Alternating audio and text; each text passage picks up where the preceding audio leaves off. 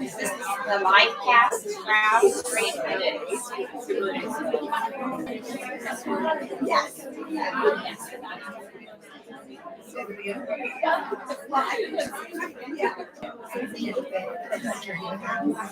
Hi everyone, thank you so much for coming out tonight and welcome to Zibby's Bookshop. We're here with Chavez and Sarah Gelman to celebrate the launch of Everyone But Myself, so congratulations.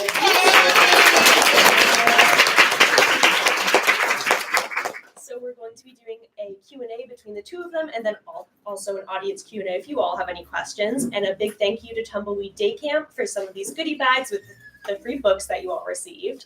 So big shout out to them. And whenever you two are ready, go right ahead. Great. Thank you, Sophie. Hi, everyone. So I had the pleasure of reading Everyone But Myself before today, which hopefully you all are going to start it today. And as I was reading it, I kept thinking about the scene in the movie Bad Moms. Have you seen it? Yes. Okay, so I'm going to read you a passage from Bad Moms. Hopefully you don't mind. So this is Kiki, who's the Kristen Bell character. And she says, I think about this all the time. And I said this to my mom, and she was like, no. She says, sometimes when I'm driving all by myself, I have this fantasy that I get into a car crash. Not a big one with fire and explosions, but just like a little one. But I do get injured, and I get to go to the hospital for 2 weeks, and I sleep all day, and I eat Jell-O, and I watch so much TV, and it's all covered by my insurance. My kids bring me balloons, and the nurses rub cream on my feet, and oh my God, it's so amazing. Is that like something you guys fantasize about too? And my answer is yes, and it seems like maybe you might have as well. Indeed, yes. As you know, what's crazy is, as you said, I'm going to read this quote. You know exactly what I think I know where she's going with this. So much in common. Because yes, when I watched it, I was like, I really do identify with that, and that's probably not great. I definitely do. But it's okay.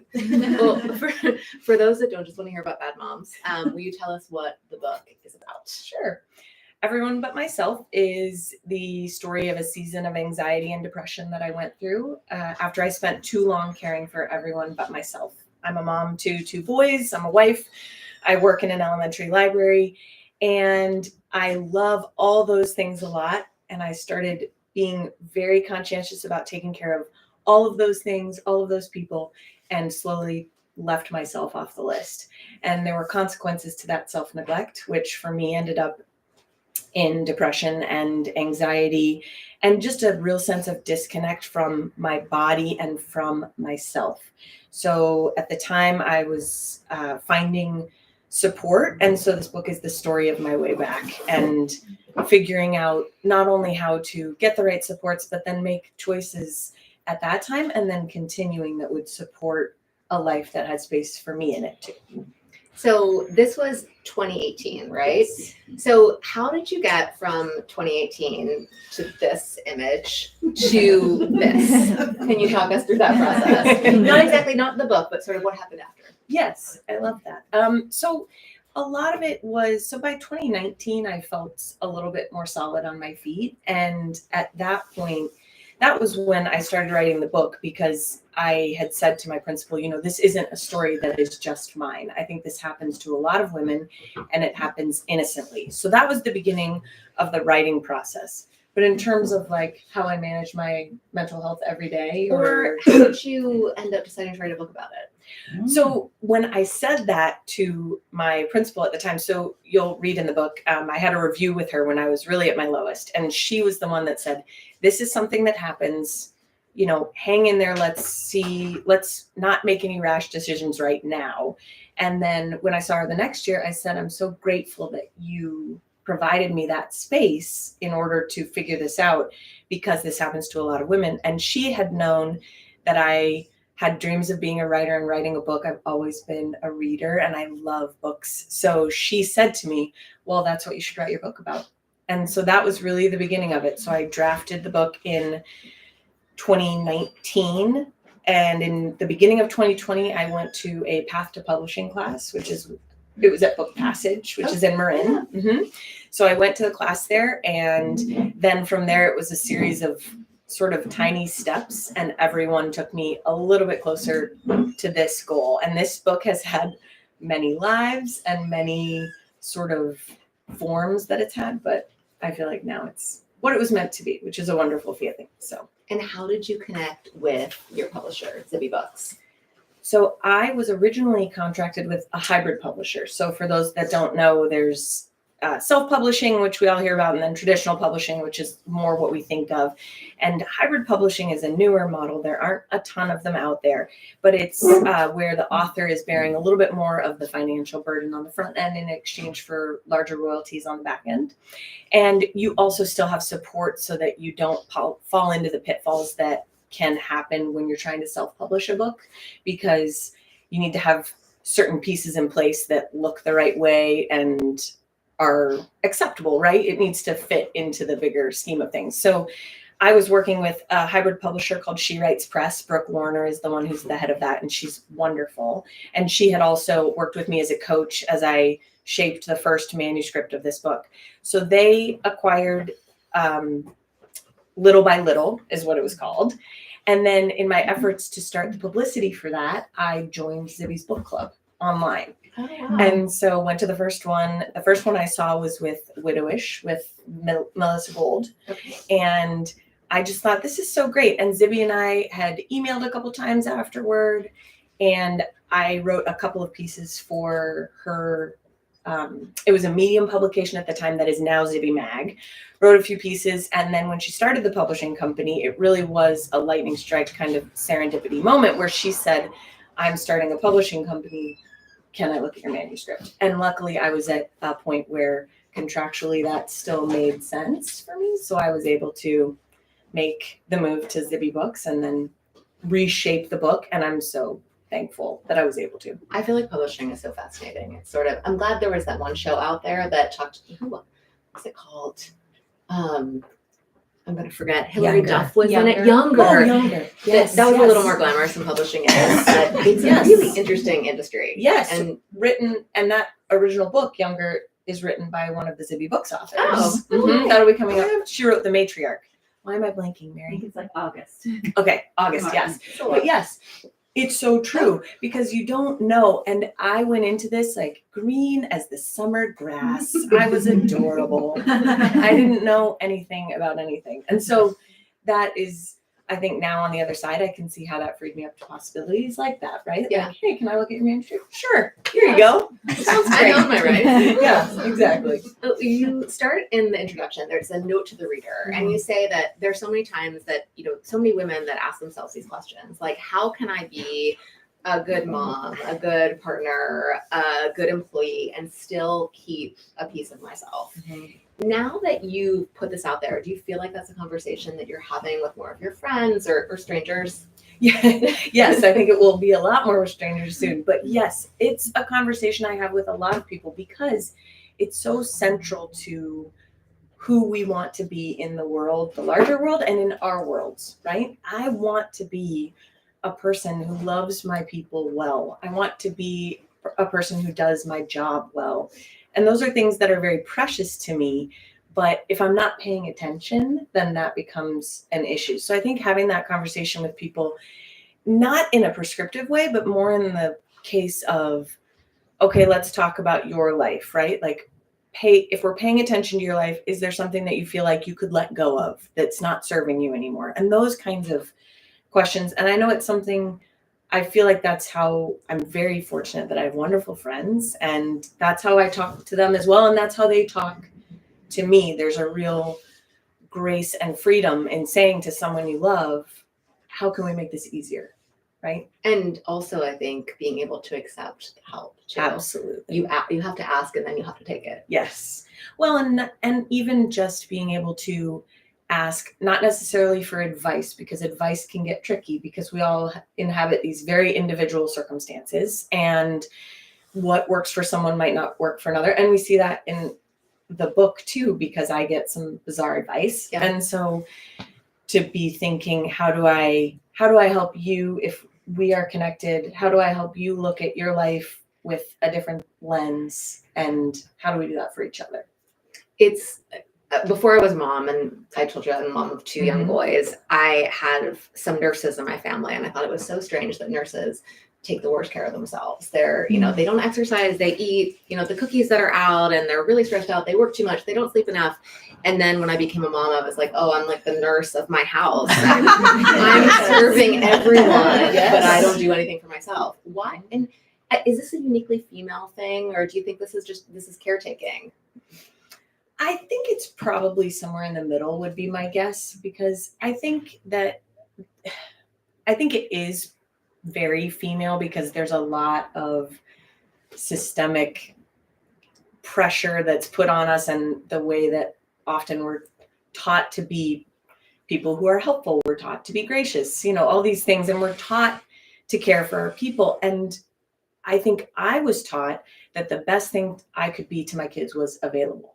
Mm-hmm. And that's not a bad thing. I do want to be available to my kids, but there has to be a limit. There have to be boundaries to that. Otherwise, it just becomes, yes, I can always be at your beck and call, and it's healthy for 0 people in the situation. Mm-hmm. So I think there is some of that. I think as we see more dads and families with other shapes, I think for primary parents, it becomes a lot of that, because in addition to the messages we're getting that this is how you take the care of someone you love, you also have just the insane demands of schools and camps and whatever you want to put your kid, like one sport, and baseball was, thank God they don't play baseball anymore, but now it's whatever. Now our younger son's in the marching band, and they sent me an email, and I was like, I'm sorry, what? I'm not available to do that. And then there I am volunteering. So I got a reminder today that I had an RSVP for a birthday party, and Jasper really wants Max to come. Okay. It's Saturday. I was like, I have another birthday party in the morning, so I can make this one happen. Right. What is Jasper into? Because I want to buy him a nice present. Of course you do. There's so much mental work. Yes. And that is the stuff that will break you in. I mean, it's just the demands are never ending when you are that person. And I think kids bring such a piece into the mix. And for some people, it's not children. For some people, it's their job that's very demanding, that is constantly shifting, or you have a very mercurial boss who's kind of a dick and, ruins your life every day. I don't, no. But I have heard, in case it's you. But yeah, this idea that the demands just never stop.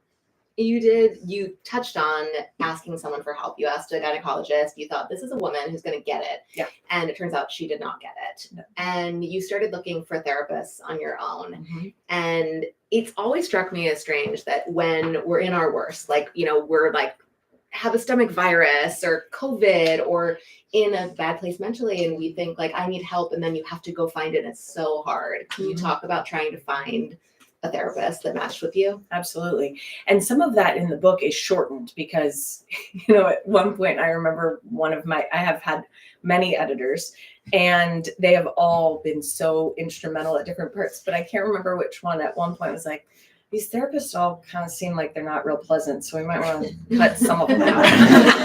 Because you're really hammering this point, and the therapy profession might not love it.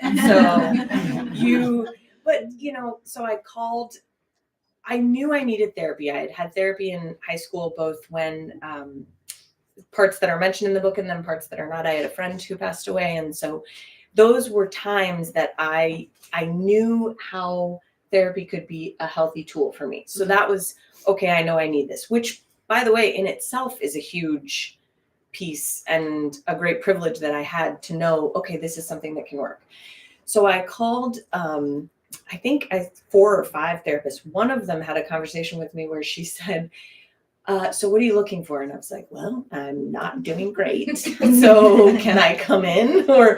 And I said, I think, and at the time I really wanted it to be quick. I really was like, I think something's unplugged and we just need to fix it and we'll be good to go. And she said, well, that's perfect, because I take people in with the goal of moving them out of therapy. And I was like, okay. So you're feeling like I'm needy and we've only been talking for 30 seconds. I was concerned. So it just, I had goofy things like that. I had the gynecologist that I see, and then it was just this slow process. Luckily, Kim ended up being a fit. And I think there was a certain, just a certain gift in the fact that I was so incredibly desperate that I couldn't overthink it, because I probably would have, I could have gone and been like, could our connection be better because I maximize everything to death? So I think it was a lot of different pieces, but just, when you are depressed or when you're really anxious, even making a phone call is so much. Yeah. I hate making appointments just on the regular because I feel like every time they're like, well, we only have Tuesday and I can't do Tuesday. And then I feel like I'm inconveniencing them and it's a whole thing. So to call and when you're feeling depleted is really challenging. So it was perfect that Kim ended up being the one that said, I've got a spot. I'll see you next Wednesday. Here's where you're going to park. So yeah, things like that. And now that I'm saying this, I'm realizing this is the great thing about talking about it is every time I think of something new, but basically what a kind thing that she did for me by alleviating that little anxiety, right? Like we came here tonight and I was like, we got to get there early. I need to know where we're going to park. So things like that. But I think finding the right fit, but it is challenging. So, it is challenging. Sorry, I derailed you with the parking. Were you thinking about where you're going to park? No, I was like, we were both early because I was like, what if I can't find it? What if I'm lost? What if I need something when I get there? Yes. I need to walk around. No, I got to pace the space and measure it. That's what normal people do. Segues well to my next question. I've sort of been joking, like we do have a lot in common. Yes. I also suffer from anxiety. I medicate for it. I would not function without medication. And I'm very honest about it. I talked to my team about it at work.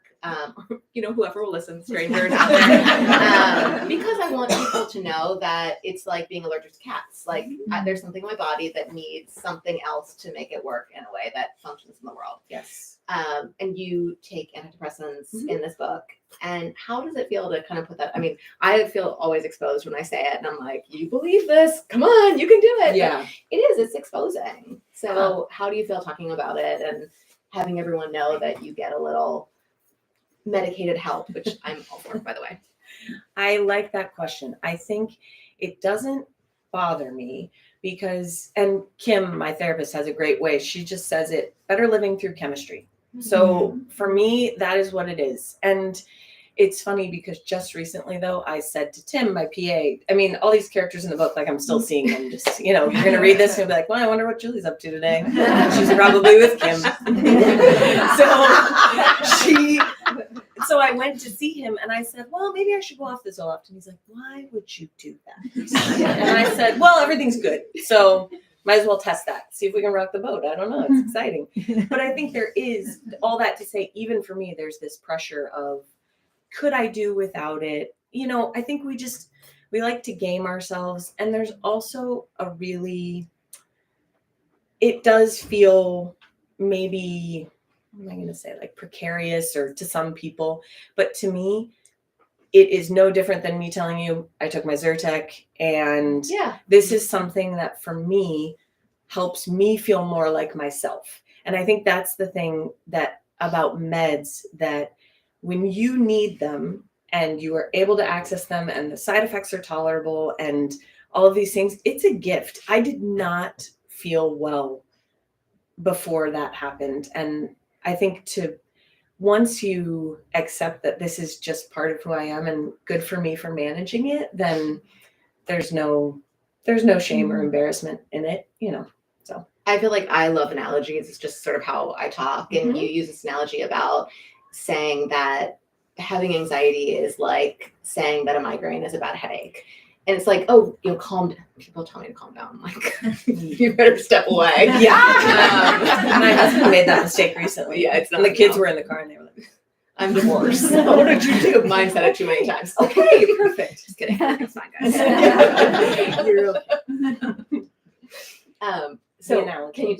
Yes. Anxiety. Okay. So in the book, so my husband and I have a really great relationship and we communicate very well, but he and I are both oldest children. We're both achievers. We're like a nightmare. Our poor youngest child, I say all the time that he lives with 3 insufferable oldest children.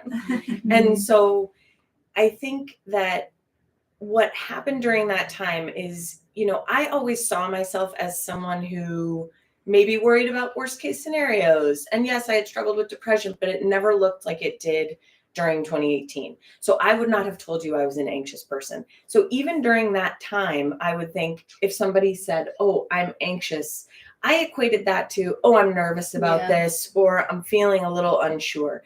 But once I had my first migraine, I understood the difference between headaches and migraines. And anyone who's had a migraine understands that it's not a bad headache. It's in a class all its own.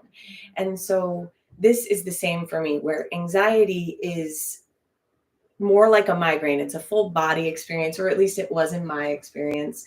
And it is something that I really couldn't get a handle on. And that was, and as ineffective to someone as saying like, you know, can you just, I don't know, close your eyes. You'll feel better. Yeah. So I think and we don't always realize that. And even I didn't realize that. So to be on the other side of that, I think it's just a reminder. We don't know what we don't know.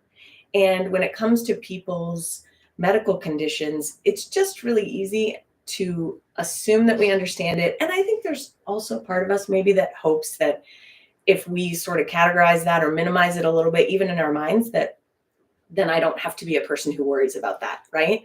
And I think even like I think about people with fibromyalgia, where it can't be seen. I mean, how frustrating that must be to not be able to express, no, this is a real thing that's happening and I have to deal with it.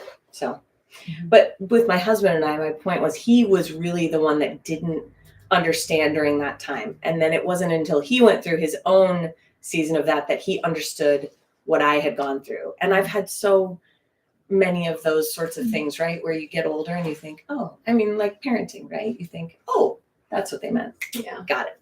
So you don't know until you know. And then once you do, it's good to be able to incorporate that and hopefully share that with other people because it gives us a little more softness. And you tell a story about Memorial Day in this year, and that was the day that you said you stopped apologizing for your needs. Mm-hmm. And this is the day that you were like, I don't care if you don't understand. Mm-hmm. I now need this. Yes. So Allie was actually there on that day. My friend Allie is here, and my friends are here with me. They surprised me at the airport. I sobbed like a baby. Everyone should know I was unhinged in Oakland earlier today, but I'm fine. I'm back. But Allie was there, and it really was.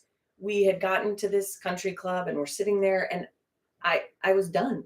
I didn't have any more, and I had pushed so often and so regularly past my limits that was really the day that I was like, I can't do this. And I just was not having it. And he was golfing with his buddies. And I think that was a lot of it too. Like it was a perfect situation of like, you're the primary parent. So you get to have fun by watching the kids and I get to have fun by golfing. And I'm like, these don't seem the same. So, okay. And so I'm just getting more and more frustrated. But we had a huge argument, which is very detailed for you in the book. You will enjoy that chapter. But we have this big argument. And at the end, I walked away from it. And that was abnormal for me because I tended to capitulate for the sake of peace. I don't want to argue. Just even now, like, look, if I can let you win if we need to. But that was one of those situations where it really was, I'm not asking for too much. I understand what I need. I said what I needed.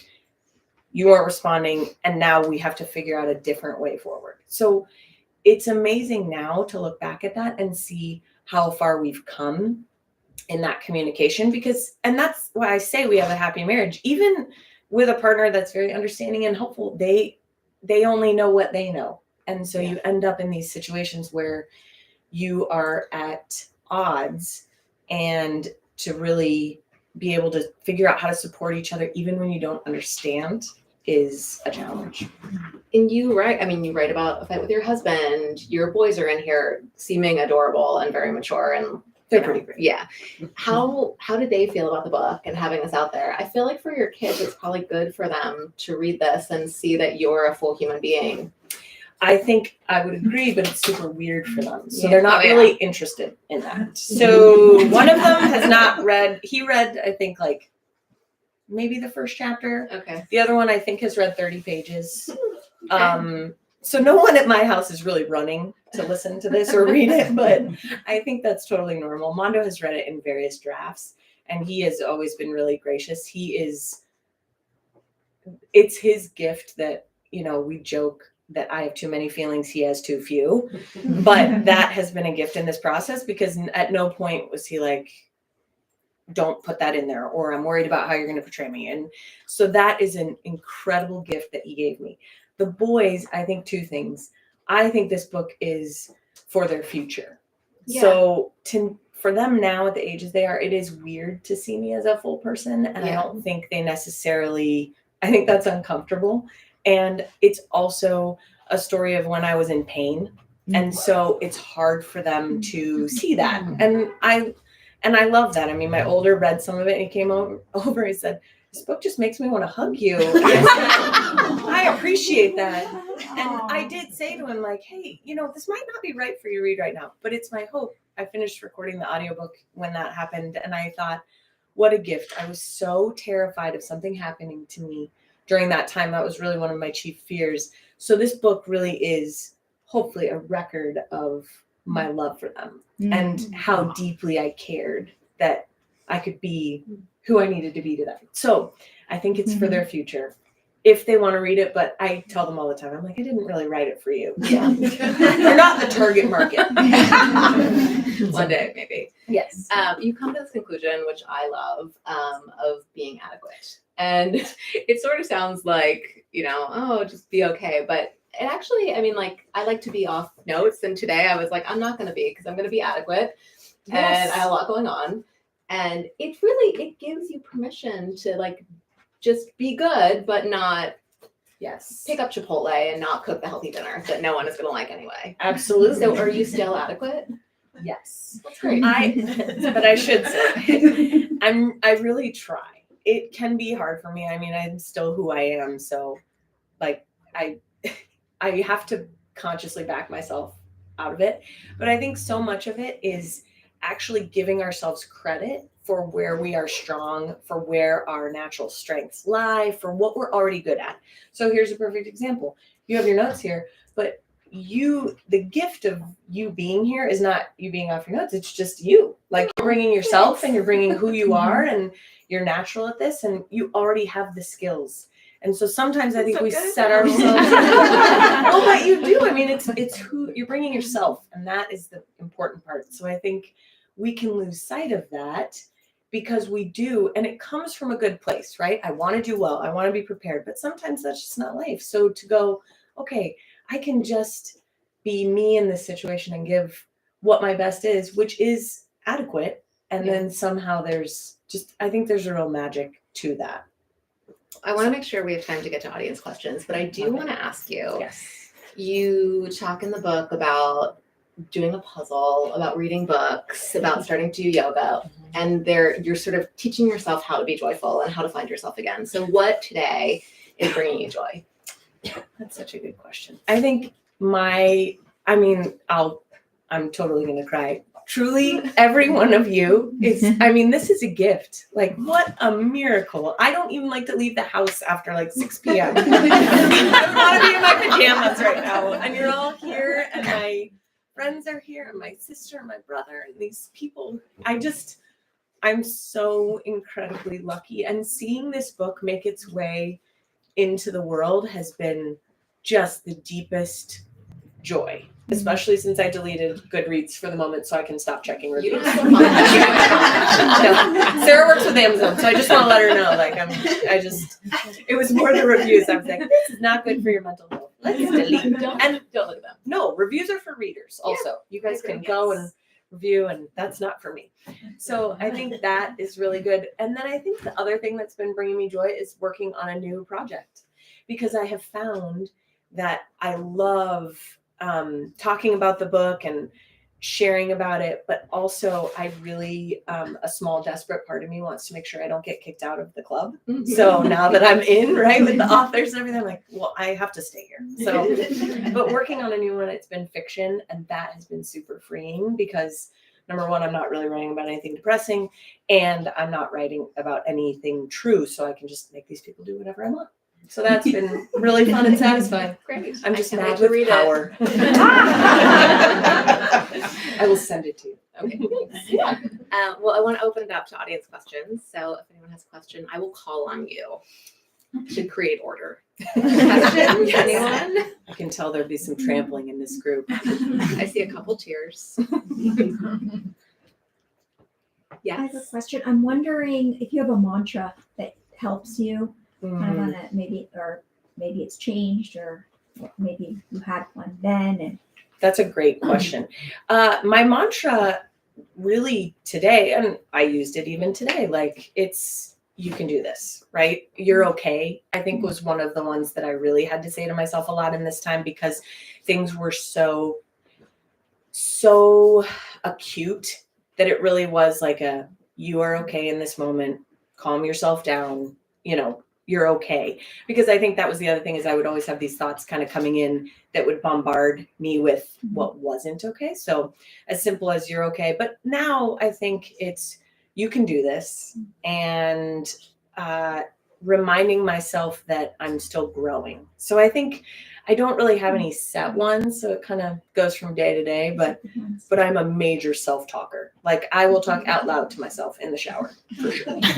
So, I mean, sometimes I need to be talked to. I don't know. When you were writing about how you hate trampoline parks, Oh, I hate them. so I think they're very germy, but I actually like them. You do? And I go for it. Like I wear workout clothes, I'm sweating at the end.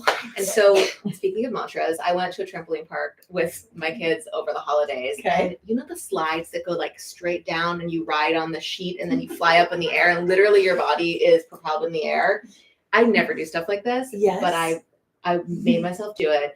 And I went to the top and I'm like, I can't do it. And I said to myself, I stole Glennon Doyle's line, I can do hard things. And I went. And you know what? There were two moms at the bottom. And when I got, apparently I screamed, oh my God. And when I got to the bottom, they applauded me. I'm impressed, actually, because I don't think I would do that. But I would probably be it was sitting. the mantra. I was like, okay. Well, and there's something for me that was, and I don't know if you experienced this, but I became fearful of fear. I did not like feeling afraid. That was a real source of distress for me when I was anxious because I don't want to live my life afraid. I don't want to not do the things. Yeah. And so there is a part of me that has that sort of, okay, just do it. Like, don't think. It's literally the push. Yes. The one step. Yes. And then someone recently told me, when we do those things, we're gathering evidence about who we are. And so the idea that now you can say, I'm a person who goes down that ridiculous slide at the trampoline park, right? Like that's, and I'm the kind of person who does that thing and my kids get to see me do it. Yeah. Like those are all healthy things for us. I think if we can look at what we do as evidence that we are growing and being the person we want to be. Who else likes trampoline parks? Any other questions? Yes. You mentioned that the book went through numerous iterations. Can you talk about how it evolved, whether it was the original intention of who the audience was or what the goal of the book was? Like how did it evolve? Well, and when I say, that's an excellent question. Thank you for asking. When I say it's been through, it really has kind of had 9 lives. So it started out as Little by Little, and that I was very attached to that title until I wasn't. And so then I had to move on from that. But when Zibby Books acquired the manuscript, they had a vision for it to be the anxiety library, since I work in a library. And we tried it as essays titled A to Z, with chapter titles. So it would be in order. It didn't work out. So I wrote the draft. And this is the thing I never knew about writing is how many drafts you go through, how much you are reshaping, and how much you're working with the editor to get to a goal that works, right? Because I think that's the thing is that, especially with memoir, people don't, it's so hard for me to see what's important and what's not important because to me, it's my life. So it's all important. And so for an editor to say, I don't think the reader needs to know that there were 5 therapists that you called. We could just maybe talk about 2 and shorten it. So things like that. So it went little by little, tried the anxiety library. That didn't work. I tried a sort of different form with the anxiety library. That was also a dud. And then finally got to this point where I thought, okay, we're going to try it this way. So this was a clean page rewrite, started from the beginning. But all of those drafts came into it because I knew what I still wanted to have there. And I think that it is such a gift for me to be able to know that this book is exactly what I think it was meant to be. So the cover, every page, the interior design and everything changed. Even the cover changed with this because there was a cover and then we got an email from someone in Canada that was like, I have the exact same cover and it's coming out next week. Sorry. Oh my gosh. And it had already been released. And so everything has had Wow. multiple passes. So for me to look at it now and say, this is what it should be, feels really good. But I think intention wise, it was always there for it to be, I think, a story that I was sharing with people, but what evolved, and you read it in the note to the reader. I hope that this book is a friend to its readers. I hope that you read it and you think, I can take something from this. Like and it really is the story. If I took every single one of you to coffee and I told you the story, this is how I would tell it. So the idea that can be at the heart of it. So I think that's nice in the drafts where you kind of, you hone in on what you're trying to do. And then you have editors to tell you you're not managing it, trying it, which is good. I just have a mini question. After Little by Little, Mhm. who came up with and how did it everyone but myself? That was another thing there were a million of, which was titles. And Abby Maslin, who is here, was part of that process. I would email her like, what do you think about this? And so I went through multiple titles, many of which then we talked about subtitles for weeks. So the way we ended up with this is I totally give credit to Zibby because she does such a good job of not quitting before the end, right? Sometimes, like I think if I ran a marathon, there would be a good chance I would quit at like 24. I'd be like, nah, I'm good. I think they'll give me the medal. It's fine. And so she said, this just isn't quite right because we landed on overbooked, sort of with the book theme, like I work in a library. And she just was not feeling that it was right. And I didn't really either, but I was at the point where I was like, I really don't care what it's called. Just title it something and let's be done. And she and I had a Zoom, just the two of us. And she said, okay, I want to dial this all the way back. Tell me your elevator pitch, how you've been saying it. And that is something that I developed very early on, pretty much when I was acquired by Zibby Books. And that was, this is the story of anxiety and depression that I endured after I spent too long caring for everyone but myself. And so we sat there and we're talking about different variations. And I said, well, what about if we just did everyone but myself?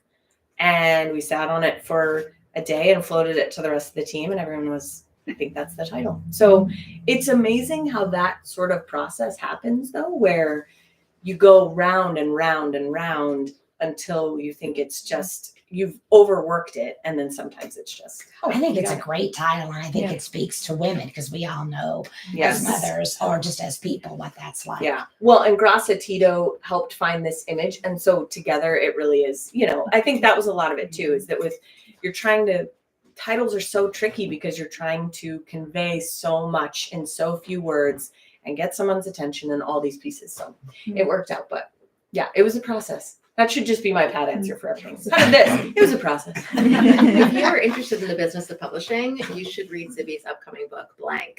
I recommend books for a living, so I can't not do that, but there's a lot about the business of publishing in it. Yes. On sale March 1. Mm-hmm. I'm not the publicist. I can't help myself. This is just your public You service. can like literally, that's You can flip through it back there. All the way in the back.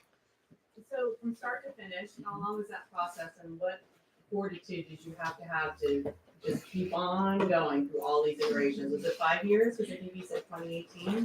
2018 is when I went through this time. I started writing in 2019. Oh, okay. So I think to answer your question, the fortitude is significant, but I think that's what I mean about I went into it like, oh, this is going to be easy, no problem. And so in some ways I wasn't intimidated by that. I didn't have enough grit at the start, but I do now, if that makes sense, right? Like I developed it over time because I would get to a point and think, I didn't come this far to come this far.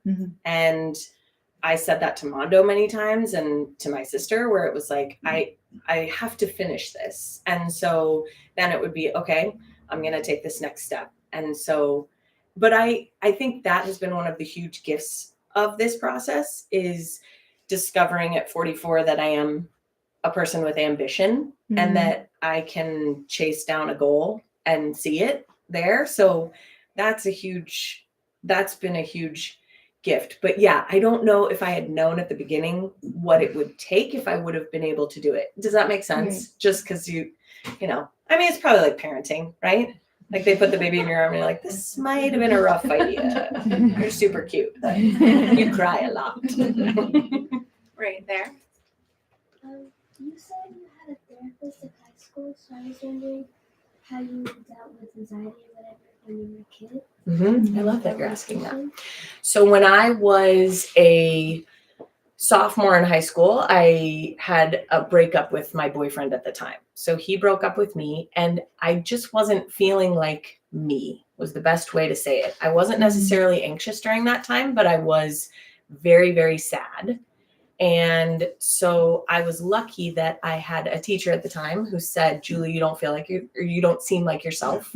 And she recommended a therapist to me. She was someone who had gone through a lot, and she worked with her own therapist. So I was really lucky at that time, because when I was that age, not many people went to therapy. I think it's a lot more common now. So I had it then. And then when something happened for me, when my friend passed away, then I went back, because I think that therapy can be a good thing that you use, at different times in your life. Sometimes it helps then. So the woman I worked with was Sudie, and she was wonderful. And the best thing she taught me was that no one could make me feel a certain way. That was a huge thing, and something I still think about today, that it's still that I'm in control of the way that I respond. And whether I'm feeling anxious or sad or whatever my feelings are, I can do what I need to take care of myself. So does that answer your question? Thanks for asking. That was a good one. In the back with Fringe. I love Yes. When you were writing the book, Mhm. how did you carve out time, and what was your schedule like? Did you do 4 hours a day? How did you? Yes. I wish that I could give you some like tidy answer and, I get up early and write. I don't. I write just whenever I can. And even now that's still the case. So the good thing about this, because I was writing about our life, it was actually really easy to write with kind of everything swirling around me. And I think because I was writing about a time in which I wasn't feeling as well, it was grounding. I like a little bit of activity around me, so that was good. But then, of course, someone would interrupt me and I'd get annoyed with them for interrupting me, and that was a whole thing. But I think mostly it really was just carving it out. So, and I know sometimes I hear people say that and it puts a little pressure on it, right? Like work harder, sleep less, whatever. And it's not that, but it's more trying to find the windows that make sense for you. So for me, I'm more of an afternoon writer. I don't write as well in the morning because I think I've burned off some of my energy and then I can actually focus. So I wrote in the afternoons quite a bit. I wrote outside sometimes. I mean, it was really wherever. But I did do a podcast recently with Camille Pagan, and she was talking about how writing is a mood. And that was a really good helpful tip for me because it allowed me to think, okay, I just need to access this mood. And so it cuts down the barriers I might set up for myself too, right? Like, well, I have to light this candle and then I have to do 10 sun salutations and then I will be ready. And those end up just being procrastination. So yeah, I just write whenever I can. I have 2 more questions. Yes, blue coat. Hi.